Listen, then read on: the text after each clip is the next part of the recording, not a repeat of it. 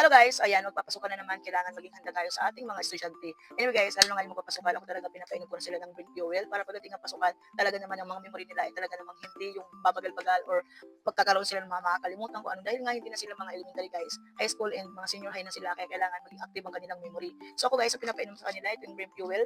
So ngayon pa lang papainumin ko na sila para pagdating ng pasukan guys, hindi na talaga sila yung alam mo yung parang lagi silang tulala or lagi lang silang lutang. Kasi yun yung mga napapansin namin dito pag inuutusan namin sila, madalas kulang yung mga kunwari pag inutusan namin sila, pag babalik nila may kulang or may sobrang mga inutos, ganyan. So, kailangan mo rin talaga guys maging active. So, ayan, itong prep fuel na ito makakatulong to para ma-enhance ang inyong memory. Kasi nagpo-focus nga siya doon sa ating memory, lalo na pagka bumabagal ang memory natin. So, ayan, lalo na, pwede din to guys uminom ha, kahit lalaki, babae, kung adult ka man, basta yung, ako, mga estudyante ko kasi 18 pataas na sila. So, yun, pwede mo sila painumin isang tablet lang sa isang araw. So ayan, kung gusto mo naman, prefer mo naman uminom ng tanghali o araw, pwede din. Pero kung gusto mo naman bago ka matulog, para mas relax ang kaisipan mo, yung memory mo, para pag kinabukasan, fresh na fresh. Guys, ito painom nyo, lalo na ngayon magpapasukan na, kung kailangan talaga natin yung mga anak natin or mga estudyante natin, active at yung focus sila sa kanilang mga memory. So ayan, Brim Fuel guys, ilalagay ko sa akin yung basket, check out nyo.